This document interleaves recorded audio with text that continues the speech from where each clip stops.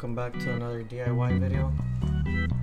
Today we're going to be doing the primary oil change, and we're also going to be doing the transmission oil on this video, so stay tuned. We're going to start with releasing the bolt here to flush all the primary oil, and then we're going to take off the derby cover, and then we're going to go to the other side and do the same thing on the other side, which is remove the bolt from under the bike. And I'll show you guys where the transmission bolt is to put in the new fluid. As far as the oil change, we did it when we installed the oil cooling system. If you guys haven't seen that video, I'll link it up there for you guys. So the oil is pretty good right now. It's about 1,000 miles on it. Wanted to go ahead and do today's video. I'm gonna start by removing the bolt down here to flush all the primary oil. So your primary oil is gonna be right under the derby cover.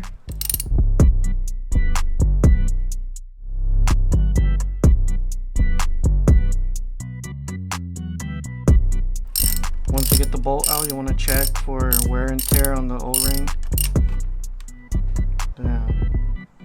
And then you also want to check if you got big chunks of clutch. This is not that bad, it can be worse. We're gonna clean that up and see how bad it is. So let that run down, then we'll start with the derby cover. Alright, so it doesn't look like it had a lot of metal off your primary. And the O-ring seems like it's good still. I don't know if that's picking it up. So we're gonna reuse it with the same O-ring. Hopefully it doesn't leak. We'll move on to the derby cover.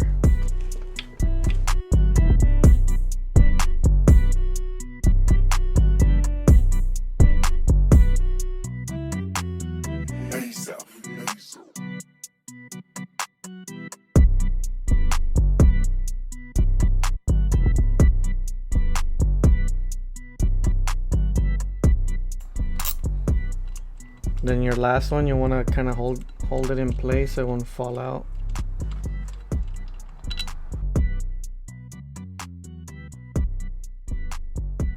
So we got the derby cover out with our gasket. Check out the gasket, doesn't seem like it's torn apart or anything, so we can still reuse it.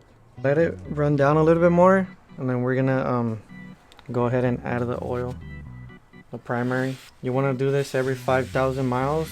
It recommends to do it every 10 and do your engine oil every 5,000. But we're gonna go ahead and do it today at what's almost at 6,000 miles. So we're gonna change it every 5 so we won't mess up the bike or whatever. It's quick and easy, and it doesn't cost a lot if you're doing it by yourself. While everything runs down, I'm gonna be using the Motul primary chassis oil, 100% synthetic. I'm gonna be using that. It says it takes a whole full quart, so that's what we're gonna go with. Alright guys, so it pretty much drained. We're gonna go ahead and put back the bolt, train bolt. So you wanna do hand tight first, and then you torque it down. You don't wanna strip it and then it ends up leaking from the primary.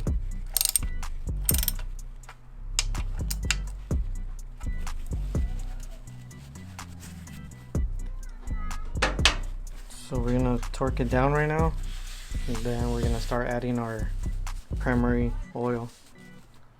So we're gonna go ahead and add our primary oil. It takes up 1 quart of primary oil. We're gonna put on there.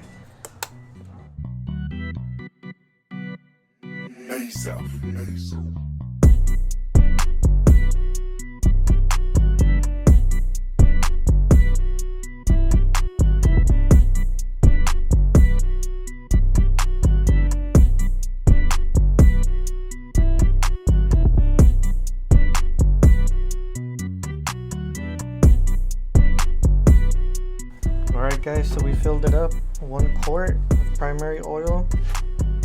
It should be up to the derby cover. There's kind of almost like a line right here. You can tell. I know the camera picks it up. It should be up to the derby cover line.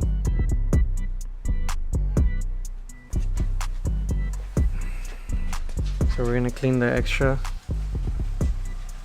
Kind of drip down right here. Alright, so we torqued down the bottom drain bolt. So start pattern, hand tight, and then we come back and torque them down.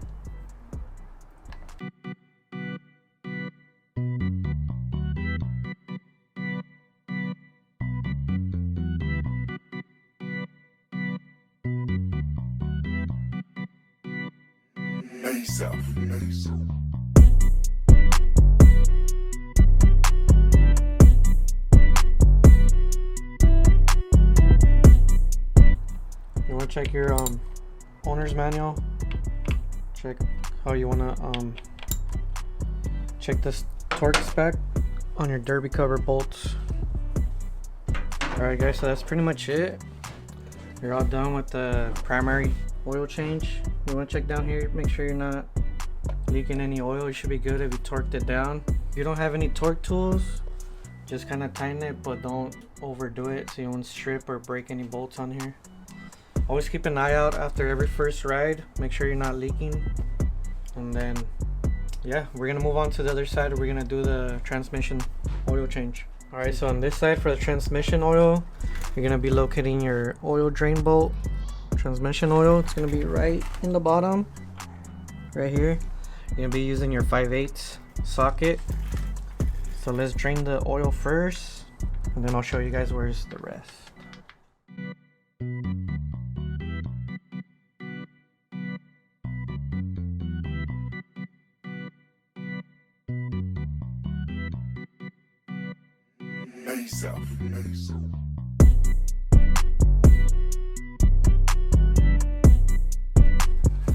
So also you want to check for the O-ring here to see if it's not broken. The O-ring seems pretty good, so we're gonna reuse it. Maybe next time, once I do the 3 oil changes, I'll be replacing them. They don't cost much, so a lot of people just do it. Might as well, if you're changing it, might as well replace it every time, but if it's not necessary, you don't need to. So after that, we're gonna move up here for the 2017. It has a little cover in the back to get to your transmission plug in there. So you're gonna be locating your transmission plug in here. You want to get closer? Should we get the light? You guys can see right in here. There's your transmission plug in there. Let me grab the socket so we can open that up. All right. So we want to do. Let's get in here. Release the bolt. It's almost like a plug.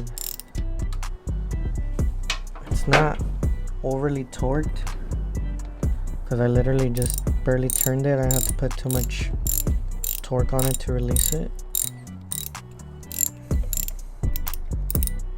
And also, you're going to be using 1 quart for the 2017 Dyna for your transmission. Check your owner's manual. This comes out.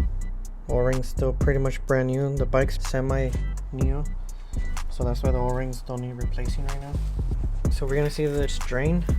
We're gonna put the plug back on, we'll add our oil and measure it. Didn't look that bad, but might as well just do your transmission oil. So yeah, it's gonna be a quart for this one, a quart for your primary, and 2.5 to 2.9 quarts on your engine oil. Check your owner's manual. This video is just for entertainment purposes. I am not a mechanic. I'm just doing it for you guys. See how I work on my bike. So we're gonna be using the mold tool again for the transmission. It's gonna take 1 quart. So we added an extension for the funnel. Hopefully that works. I'll test it out right now.